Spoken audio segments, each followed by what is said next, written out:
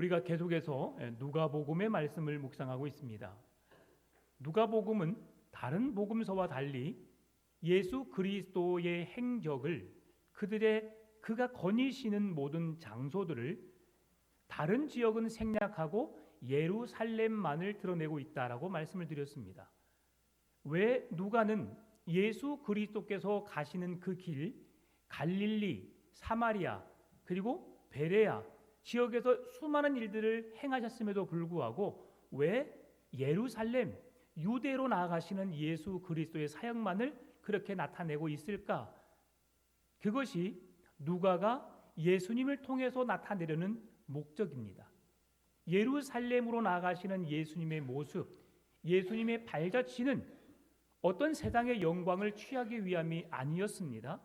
그리고 하나님 뜻을 이루시기 위해서 십자가를 지는 길이었고, 십자가의 길, 고난의 길을 걸음으로 수많은 사람들에게 생명의 길, 구원의 길을 열어놓으시기 위해서 주님은 지금 예루살렘으로 나아가시고 계시는 것이죠. 그래서 누가는 그 예수님의 사역에, 예수님의 구원하심에 초점을 맞춰서 계속 예루살렘을 향해 나아가시는 예수님의 모습을 보여주고 있습니다.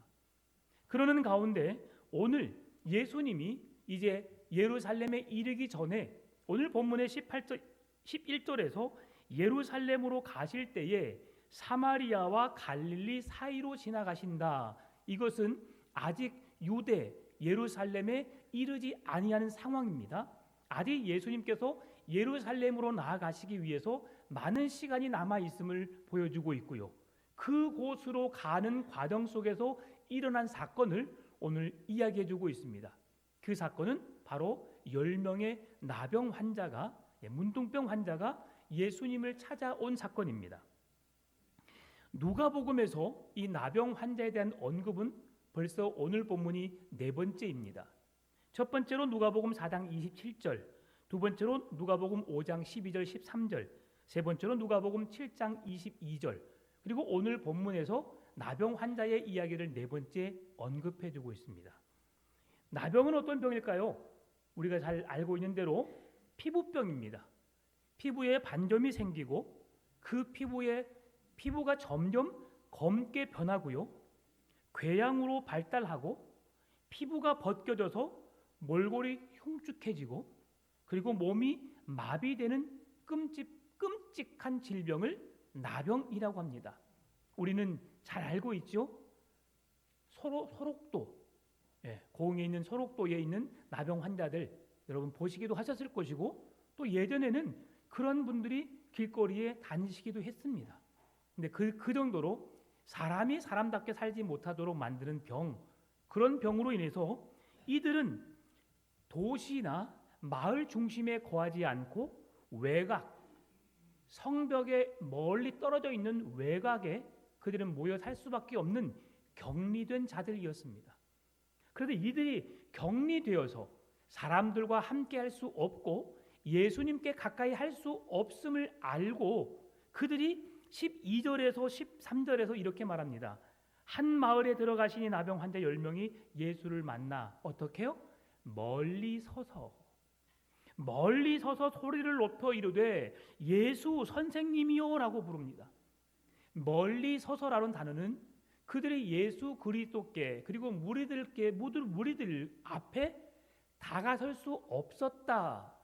왜 그렇습니까? 그들은 부정한 자들로 세상과 사람들과 격리되어줘야 할 사람임을 나타내 주는 겁니다. 이 부정함을 그들이 세상과 격리되었다는 사실을 레위기 13장 45절 46절이 말씀해 주는데요.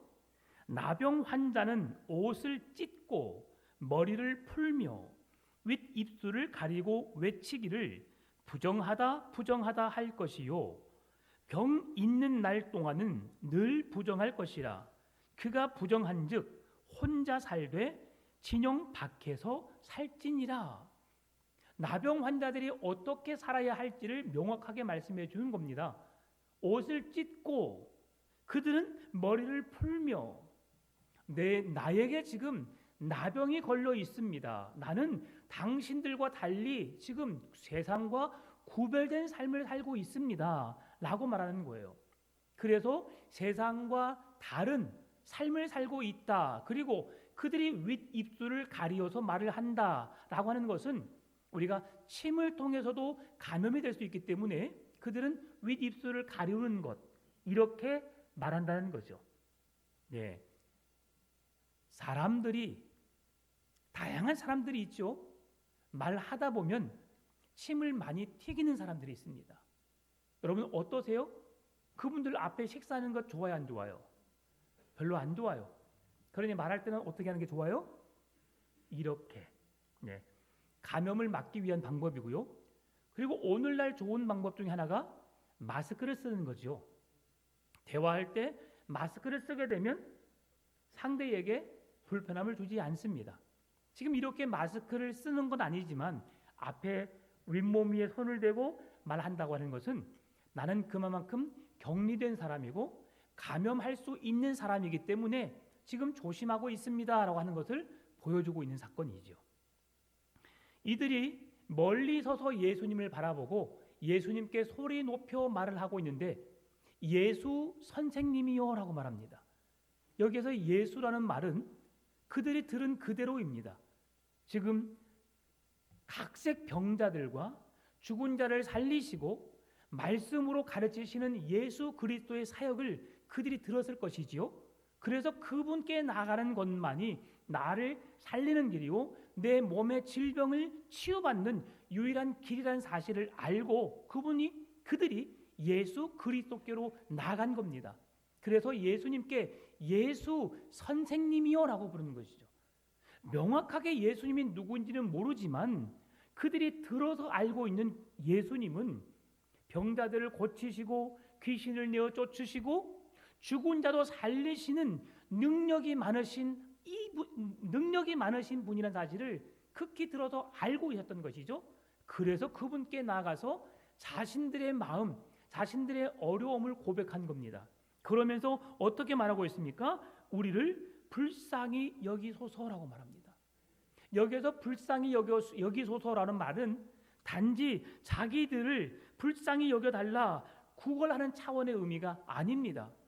우리의 질병을 고쳐주시고 우리를 구원해 주십시오 라는 내용의 말씀이라 할 수 있습니다. 그래서 나병 환자들의 외침은 듣는 이들이 부정해지지 않을 만큼 먼 거리에서 예수님께 외치고 있는데요. 그들은 그 법을 따라서 정확하게 그들이 있어야 할 곳에 있으면서 예수 그리스도께 은혜를 구하고 있다는 사실입니다. 여기에서 나병 환자들을 보신 예수님의 반응을 볼 수 있는데요. 예수님이 어떻게 그들을 대하시는가? 지금 우리에게 오늘 본문을 포함해서 네 번째 나병 환자를 이야기하고 있다고 했죠. 4장, 7장 그 앞에 펼쳐졌던 말씀을 통해서 예수님은 나병 환자들에게 친히 다가가셨어요. 그리고 그들을 만나주셨고 그들을 만져주셨고 그 현장에서 그들을 고쳐주셨어요. 그런데 오늘 본문의 상황을 보게 되면 예수님이 그들을 가까이 가지도 않으셨고요. 그들을 만져주시도 않으신 상황입니다. 그리고 어떻게 그럼에도 그들을 외면하지 않으시고 멀리서 소리치는 그 10명의 나병 환자들을 향해서 예수님은 지금 강도를 만난 한 유대인이 길거리에 쓰러져 넘어 있는 그 상황을 보고 사마리아 사람이 그 옆으로 다가서서 그를 나귀에 싣고 여관에 데려가고 그를 치료해주고 그의 모든 여비를 챙겨주었던 것처럼 여행을 다녀와서 더 경비가 들면 그에 대한 치료비가 들면 그 모든 것을 내가 감당하겠습니다 라는 따뜻한 마음, 사랑의 마음, 선한 사마리아의 그 마음처럼 예수님은 10명의 나병 환자들을 외면하지 않으시고 그들의 소리에 귀를 기울이시면서 그들을 그렇게 측은히 여기는 마음, 사랑하는 마음으로 그들에게 말씀하십니다. 무엇을 말씀하시는가? 제사장들에게 가서 너희 몸을 보이라는 거죠. 여러분 이 말이 10명의 나병 환자들에게 어떤 반응을 어떤 생각을 갖게 했을까요? 그 전에 지금 예수님께서는 그 부정하다 여기는 사람들을 찾아가셨고 그들과 만나 주셨고 그들의 집에서 함께 식사도 하고 그들의 몸을 만져서 고치시고 회복해 주셨어요. 그런데 지금 오늘 본문의 말씀은 그들에게 가까이 다가가지는 않으셨지만 따뜻한 마음으로 그들에게 말씀을 해주셨는데 그것이 뭐냐면 제사장들에게 가서 너희 몸을 보이라라는 말씀이었어요. 이 구약 성경에서 제사장들에게 너희들의 몸을 보이라라는 말씀은 몸이 치유된 사람들이 내 몸이 질병이 회복된 가운데 완전한 치유를 얻었는지 얻지 못하였는지를 확인차 찾는 사람이 제사장들이었어요. 그래서 제사장들이 그들의 몸을 보고 치유되었다라고 말하면 그 몸이 완전히 치유된 것이고요. 제사장이 아직도 아니라고 말하면 다시 격리된 장소에 가서 그들은 격리되어야 됐던 것이죠. 그러니 이들이 지금 제사장에게 보이라는 예수님의 말씀을 듣는 것은 완전한 치유를 준 것이 아니었어요. 그러면 만약에 여러분이 예수님 앞에 나아가면 내 질병 치유될 것이라는 확신과 믿음으로 나아갔는데 멀리서 소리를 외쳐서 예수님을 불렀는데 예수님이 나에게 다가오지도 않고 내 병을 고쳐주겠다고 확실하게 약속하지도 않고 그냥 제사장에게 가서 네 몸을 보이라고 하셨다면 여러분은 어떤 반응을 보이셨을까요? 왜 다른 사람들에게는 다가오셔서 만져주시고 그 현장에서 고쳐주셨는데 왜 나에게는 이렇게 하셨습니까? 라고 말할 수 있지 않았을까요? 누군가가 나를 대할 때에 똑같이 사람이 있는데 나에게는 안녕하세요 라고 한 말만 하고 또 다른 사람에게는 더 친근감 있게 말을 한다면 어떻게 여러분 생각하세요? 저 사람은 나보다 저 사람을 더 사랑해 라고 우리가 생각을 달리할 수 있습니다. 지금 10명의 문둥병자들이 나병 환자들이 아마도 그런 생각을 할 수 있었지 않았을까를 생각해 봅니다. 그런데 놀라운 것은 그들 10명 모두가 다 예수님의 말씀을 듣고 그대로 순종했다는 거예요. 그대로 그 발걸음을 옮겨서 그 제사장에게로 향했다는 겁니다. 오늘 본문이 주는 교훈이 놀랍지요? 그래서 그들에게 대단한 모험으로의 초대였습니다. 예수님이 제사장에게 가서 보이라고 하는 것은 그들에게 모험을 걸 수 있을 만한 그 모험으로의 초대하시는 예수님을 볼 수 있고요. 그리고 그들에게 특별한 믿음을 요구한 내용이라 할 수 있어요. 그들이 예수님의 말씀을 믿고 따르면 순종하여 나아가면 그들의 질병이 고침 받을 것이고 그 뜻을 받지 않고 거스리면 그 몸에 기적이 치료가 일어나지 않음을 예수님이 아시고 그들에게 그 믿음을 요구한 거예요. 그래서 그들이 그 사건 속에서 예수님의 말씀만 듣고 그들은 제사장에게로 발걸음을 향합니다. 이 사건만 보면서 우리가 구약의 한 사건을 떠올릴 수 있습니다. 바로 나만 장군의 이야기이지요. 아람의 군대 장군 나만입니다. 우리가 말하는 백부장은 100명 정도 거느리는 중대장급. 그런데 장군이라 하면 거의 사단을 이끌 정도로 큰 정말 높은 직위에 있는 우리나라 말하면 스타와 같은 자입니다. 준장, 소장, 중장, 대장 이런 장급의 그런 관련된 사람이라 할 수 있어요. 그의 여종 하나가 그의 질병을 알고 엘리사를 소개해 주지요. 엘리사 선지자가 그 질병을 고칠 수 있을 겁니다. 하나님의 능력을 가진 선지자입니다. 가서 한번 보여보십시오 라고 말하니까 그 나만 장군이 그 소녀의 말, 종의 말을 듣고 발걸음을 옮깁니다. 나만 장군의 첫 시작은 매우 좋았어요. 집의 하인 여종의 말을 듣고 그 발걸음을 옮긴 거예요. 우리는 그렇습니다. 누군가가 내게 말하면 그냥 흘려들어요.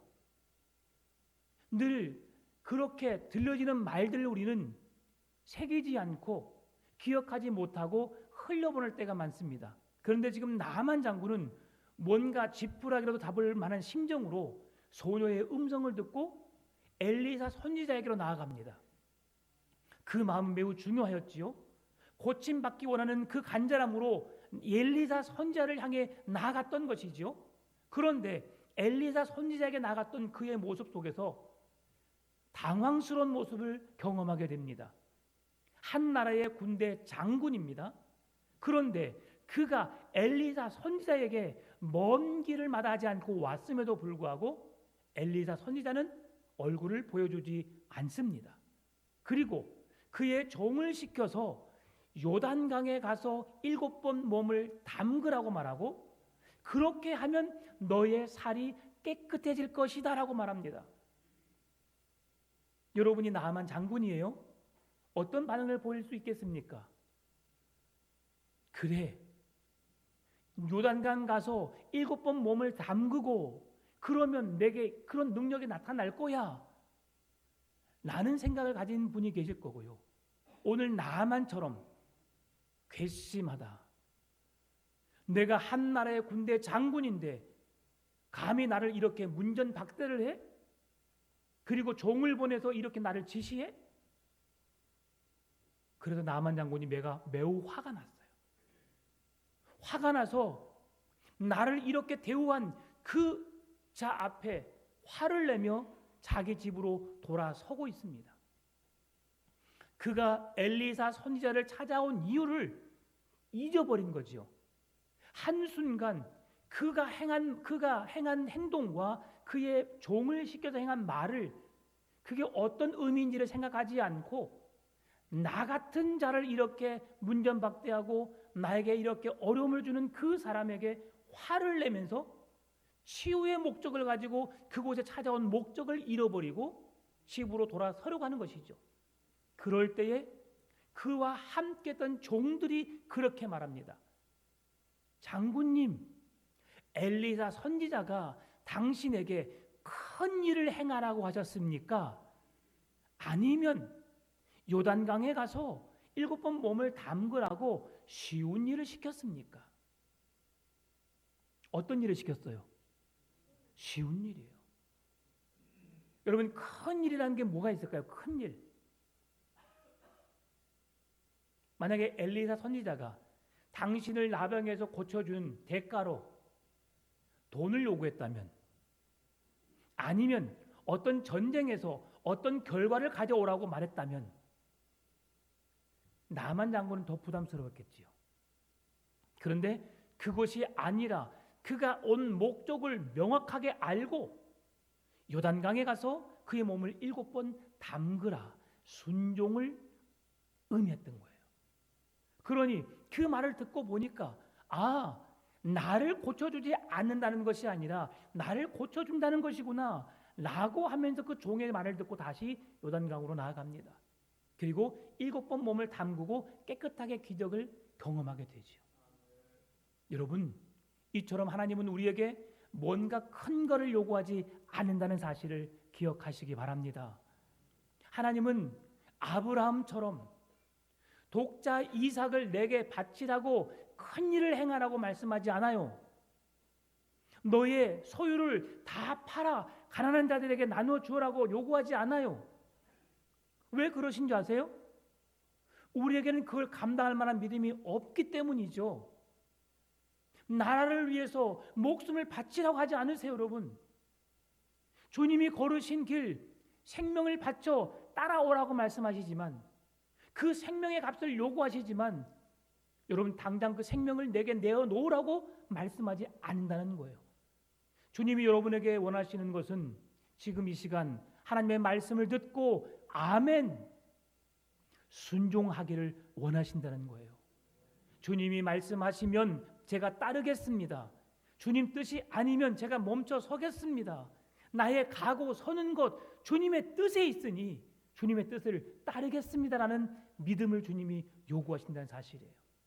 오늘 이 10명의 나병 환자가 예수님의 말씀을 듣고 그 말씀이 나를 치유할 것인가 치유하지 않을 것인가의 고민에 휩싸여서 멈춰선 것이 아니라 그 말씀이라면 나에게 뭔가를 행할 수 있겠다는 믿음으로 출발한 그들의 모습 속에서 그들에게 어떤 일이 일어나게 되었어요? 제사장에게 가는 도중에 그 모든 질병이 10명이 똑같이 치유의 은혜를 경험하게 되는 그런 경험이 있게 된 거죠. 이처럼 오늘 하나님께서 우리에게 요구하시는 믿음도 동일합니다. 큰 일을 행하시길 원하십니까? 뭔가 교회에서 어떤 직위를 감당하는 것이 큰 일이라고 생각하십니까? 결코 그렇지 않습니다. 주님이 내게 요구하시는 믿음은 지극히 작은 일에 충성하는 것입니다. 남들이 귀하게 여기지 않고 존중하지 않지만 주님이 기뻐하시는 그 일이라면 그것이 무엇이 되었든 간에 아무리 작은 일이고 사람이 알아주지 않는 일이라 할지라도 그 말씀을 지켜내며 묵묵히 믿음의 길을 떠나지 않고 그 말씀에 순종하는 길이라는 사실을 기억하시기 바랍니다. 그럴 때에 하나님의 말씀은 그들에게 능력으로 나타나게 되어 있습니다. 예수님께서는 사람들이 부정하다 여기는 환자들을 절대 꺼리지 않았습니다. 그들의 소리를 외면하지도 않았습니다. 그들의 말에 귀를 기울이시고 그들이 원하는 것이 무엇인지를 그들에게 그대로 말씀하셨죠. 제사장에게 가서 보이라. 주님이 오늘 우리에게 원하시는 마음이 어떤 마음일까요? 시편 34편 18절은 이렇게 말합니다. 여호와는 마음이 상한 자를 가까이 하시고 충심으로 통회하는 자를 구원하시는도다.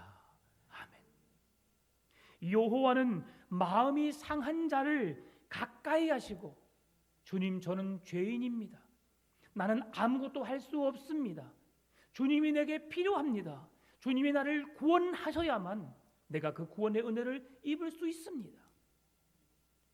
내게 주님이 필요합니다 라고 통회하고 자복하고 회개하는 심령에게 주님은 찾아오셔서 나를 만나주시고 내게 가까이 하시며 충심으로 통회하는 자를 주님이 구원하신다.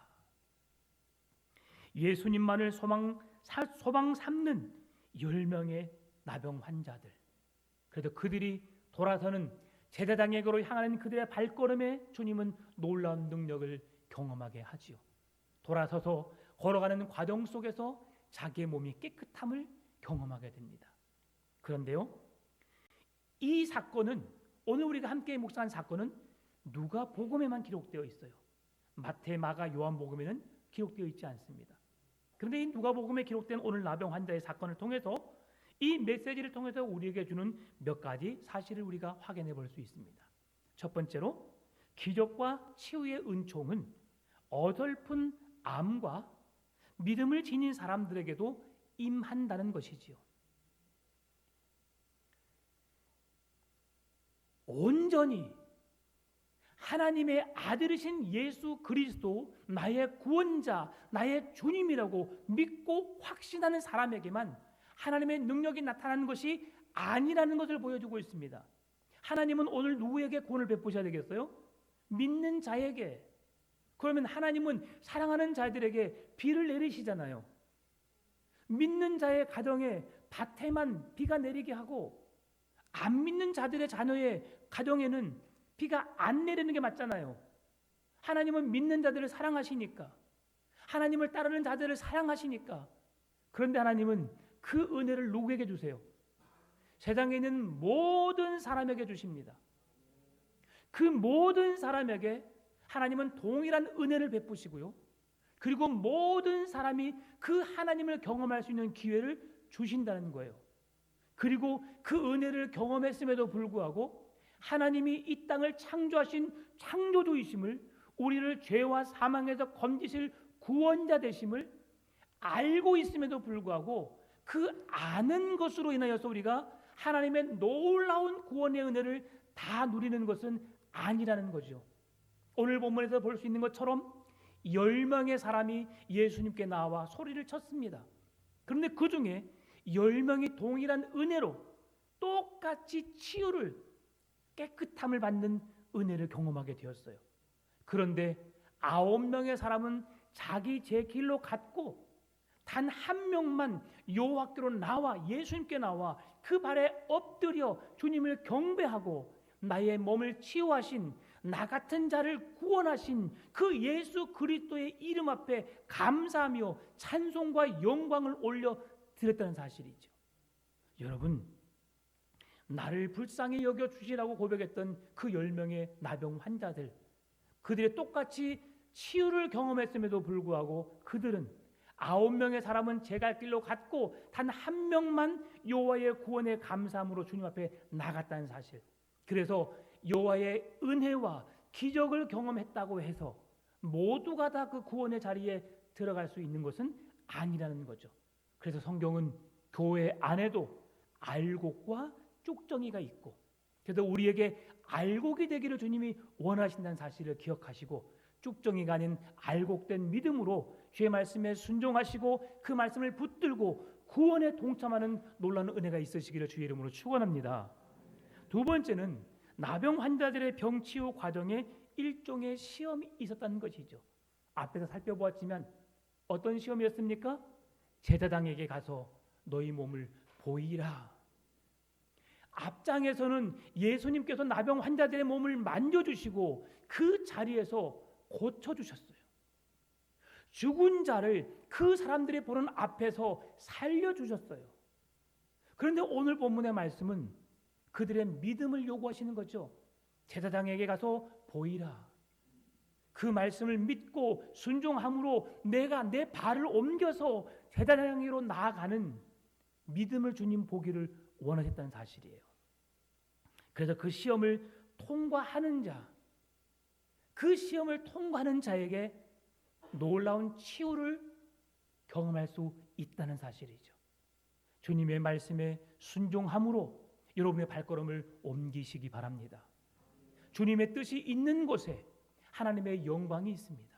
그곳에서 하나님의 뜻을 이루므로 주의 영광을 드러내는 멋진 믿음의 사람, 그 믿음의 시험에 통과하여서 주님께 칭찬 듣는 여러분 되시기를 바랍니다. 세 번째, 누가복음에서 병 고침은 구원을 의미합니다. 그런데 지금 이들에게 일어난 일들은 구원의 일부라는 것이죠. 구원이 모두에게 주어지는 것이 아니라고 하는 것이죠. 첫 번째 이야기와 같은 내용입니다. 그런데 그들에게 10명의 사람이 치유를 받았지만 진정한 구원을 받는 사람은 단 한 명입니다. 여러분, 우리가 교회를 오랫동안 다닐 수 있습니다. 신앙생활을 오래 하면서 하나님이 하신 일들을 우리가 믿음의 눈으로 볼 수 있습니다. 그러나 진정한 구원은 교회를 몇 년 다녔느냐, 나의 직분이 어떠했느냐가 중요한 것이 아니지요. 내가 죄인임을 인정하고 예수 그리스도가 나의 주님이시오, 나의 구원자시오, 나를 죄와 사망으로부터 건져주실 전능자 하나님, 구원의 하나님이라는 사실을 믿음으로만 우리가 구원받을 수 있다는 사실을 기억하시기 바랍니다. 이 구원받은 자의 삶이 어떻게 나타나고 있을까요? 예수 그리스도의 발 앞에 엎드려 하나님께 영광을 올려드리는데 그의 입술의 고백 속에 뭘? 16절에서 예수의 발 아래에 엎드려 감사하니. 여러분, 구원받았음에 감사하며 사십니까? 감사하시기 바랍니다. 우리의 입술의 고백 속에서 감사가 많은가 아니면 불평불만이 많은가 늘 생각해 보십시오. 나 같은 자에게 은혜를 베푸셨다는 것 얼마나 감사해요. 지난주에 1만 달란트 빚진 자의 비유를 제가 말씀드렸었지요. 하나의 예화 속에서 1만 달란트가 몇 조라고 했어요. 어마어마한 돈이라고 했습니다. 여러분, 그런 빚을 질 수도 없겠지만 만약에 그런 빚을 졌는데 누군가가 그 빚 없다고 탕감해 주면 여러분 어떠겠어요? 감사합니다. 이러고 끝나겠어요? 막 울고 싶고 어떻게 몸으로 표현할 수 없어서 몸둘 바를 모르고 그 앞에 넙죽 엎드려서 감사합니다. 감사합니다. 너무너무 고마워서. 그러지 않겠습니까? 지금 예수 그리스도를 믿음으로 나 같은 자에게 구원을 주신 하나님의 은혜에 너무 감사하니까 주님, 나 같은 자를 구원해 주신 것 너무 감사합니다. 나 같은 자를 구원해 주신 하나님 감사합니다. 여러분 그렇게 감사하지 않을까요? 지금 예수 그리스도 앞에 나온 한 사람, 그는 사마리아 사람이에요. 주전 722년부터 그들이 아수르에 의해서 흩어질 때에 민족 말살 정책으로 그들에게 혼혈 정책을 펼쳐서 유대인이라고 하는 이스라엘 백성이라고 하는 순수 혈통을 제거하기 위해서 이방 민족과 결혼하게 하여서 그들은 거룩하지 못한 피를 가졌다 해서 이스라엘 백성들에게 무시당했던 자들입니다. 그런데 그가 예수 그리스도께 나와 치유를 받고 그것으로 끝난 것이 아니라 나 같은 자, 이방인, 사람들에게 개보다 못한 취급을 받던 나에게 놀라운 구원을 주신 하나님 감사합니다. 그 예수 그리스도 발 앞에 엎드려 감사하며 경배했다. 그의 입술에 감사와 찬송과 영광이 고백되어졌다. 여러분의 입술에도 이런 감사와 이런 구원의 감격 속에서 주님을 찬송하고 주께 영광 돌리는 그런 믿음 되시기를 바랍니다. 그래서 구원받은 자는 많지 않아요. 마태복음 22장 14절 말씀 보니까 청함을 받은 자는 많되 택함을 입은 자는 적으니라. 많은 이들이 예수 그리스도 구원의 소식을 들어요. 그러나 그분을 믿는 자들은 많지 않습니다. 오늘 저와 여러분은 그 주 예수 그리스도를 믿는 자들로, 거룩하게 구별된 자들로 하나님 앞에 나와 엎드려 경배하는 자들입니다. 다 끝났습니다. 네. 경배하는 자들, 엎드려 경배했다, 엎드려 예배했다. 오늘 우리가 세상에 수많은 일들이 있지만 그것을 뒤로 하고 나를 구원하신, 나를 사랑하신 예수 그리스도의 이름 앞에 나와 예배하고 있다. 그 하나님께 감사와 찬송과 영광을 돌리고 있다. 이것이 구원받은 증거인 줄 믿으시기 바랍니다. 그래서 우리는 예배를 사모해야 돼요. 예배 자리를 더 적극 참여해야 됩니다. 예배를 통해서 베푸신 은혜를 감사하고 나를 사랑하시고 구원하신 그 은혜에 감사하며 하루하루를 예배자로 살아가시기 바랍니다. 예배는 오늘 드려지는 1시간만의 예배가 아닙니다. 우리의 삶의 전체 1년 365일 그 모든 시간에 우리는 하나님을 예배하는 예배자가 되어야 되는 줄 믿습니다. 여러분, 시편 50편 23절 감사로 제사를 드리는 자가 나를 영화롭게 하나니 그의 행위를 옳게 하는 자에게 내가 하나님의 구원을 보이리라. 하나님께 감사하는 자에게 그를 통해서 하나님이 그를 영화롭게 하고 감사로 살아가는 그의 행위를 통해서 하나님은 하나님의 구원을 우리에게 보여주시겠다. 여러분의 입술의 고백 속에서 감사합니다, 감사합니다, 감사합니다 고백하시기 바라요. 네. 내가 생각했던 것 외에 상황이 좋지 않게 돌아가요. 직장에서 가정의 일들이 좋지 않게 일어나요. 오늘 조금 전에 우리 최혜중 원장님 어려운 일이 분명히 있어요. 의식이 없이 실려 가셨어요. 지금 어떻게 되시는지 아직 소식을 몰라요. 큰 아픔이죠. 여러분 그럼에도 감사하시기 바랍니다. 감사는 그 모든 환경을 바꾸는 능력이 있습니다. 감사는 절망 가운데서도 소망을 바라보고 예수 그리스도의 구원의 은혜를 누릴 수 있는 그 길로 이끄는 것이 감사인 줄 믿으시기 바랍니다. 그렇게 감사한 자에게 주시는 놀라운 은혜가 무엇입니까? 오늘 본문의 19절입니다. 한 목소리 읽겠습니다. 그에게 이르시되 일어나 가라, 내 믿음이 너를 구원하였느니라. 아멘. 예수 그리스도의 발 앞에 엎드려 그분께 감사하고 그분께 찬송과 영광을 돌리며 예수 그리스도를 주님으로 믿는 그의 믿음 속에 하나님은 너가 구원하였느니라, 네가 구원받았느니라 하나님이 말씀을 두신 거예요. 오늘 이 하나님을 예배하는 여러분의 믿음 속에 하나님의 구원이 임한 줄 믿으시기 바랍니다. 그 구원의 은혜 속에 오늘도 주님께 감사하시고 하나님께 찬송과 영광을 올려드리는 그런 거룩한 믿음 되시기를 주의 이름으로 축원합니다. 참 좋으신 아버지 하나님 감사합니다. 구원의 길은 모든 사람에게 열려 있습니다. 그러나 그 길을 들어가는 자들은 하나님을 예배하는 자, 주 예수 그리스도를 믿는 자들에게만 주어지는 길입니다. 우리의 자녀들은 그 길을 걸어가게 해주시고 구원에 이르는 놀라운 은혜가 있게 하여 주옵소서. 예수님의 이름으로 기도드리옵나이다. 아멘. 함께 말씀을 생각하면서 찬양합니다.